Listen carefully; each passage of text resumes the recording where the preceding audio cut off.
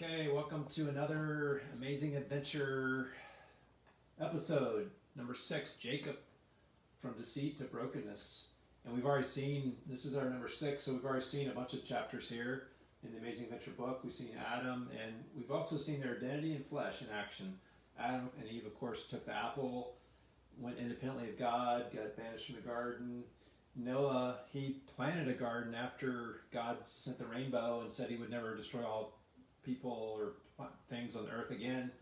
And he got drunk, and one of his sons saw that and was disgraced, and his other 2 sons rescued him, and he ended up cursing the one son, which was Canaan. And that's, you see that going on through the Bible. And then in chapter 12, Abraham gets the promise of God for land, a blessing, and a nation. And he tells a couple kings that his wife is his sister. She was a half sister, but he didn't tell him she was the wife. So he had flesh. He was trying to protect himself. And then you get to Jacob, and you see when he's coming out of the womb from Isaac and his wife Rebecca, who had the twins, Esau and Jacob. You see where he's grabbing the heel of Jacob or Esau. And then when he's old enough and he's making food, and his brother Esau's out hunting, he comes in. Esau's famished. He says, "Hey, give me the birthright, and I'll," because he was actually second out of the womb. He said, "I'll give you the stew," and he went for it. He sold basically his brother's birthright. Then he stole the blessing because his father Isaac was dying. He was blind. He said, "Come, Esau, and I'll bless you. Make another great meal for me." Well, Rebecca, the mom of Jacob, heard that, and she loved Jacob more than she loved her other son, which is crazy too. Again, flesh, just things of ways we cope apart from God, apart from God's life, and it can cause a lot of confusion. But when we know our identity, like Adam, he was saved by God. God gave him the animal skins. Noah, God called him blameless and righteous. Abraham said, "Because you believed, I reckon that to you as righteousness." So these guys are looking ahead by faith to the cross of Jesus, the promise, believing it by faith, and they're saved in that way, just like we look back.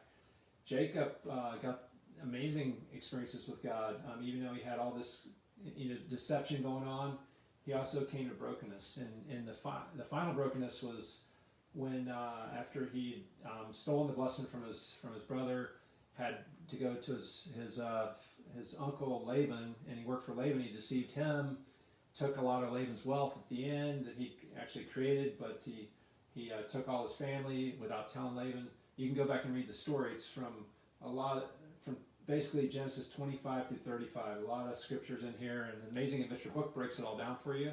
So you can just read a short story if you want to go get this, and it makes it a lot simpler to understand.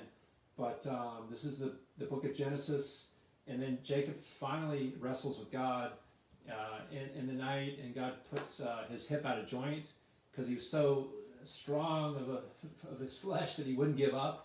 He was determined not to give up, let go of God and of the man that was wrestling with him, and his hip was put out of joint when he had to go meet his brother Esau again.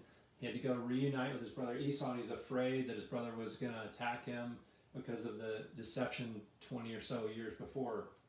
So that's just the mess that we see in this family here, and think about our families too. We have a lot of the same thing. It continues on. If you think about your genealogy from, maybe you can trace it back to, I don't know, many years, 1800s, 1900s, 2000s, whatever, these different centuries as things come along, you see how God's plan can unfold even amidst our mess because of the identity. Once we're in Christ, once we come to Christ by faith, there's nothing that can separate us from Christ. We're unified with Him, we're one with Him, and no matter what our behavior is here, we're His. And that's a great promise for all of us.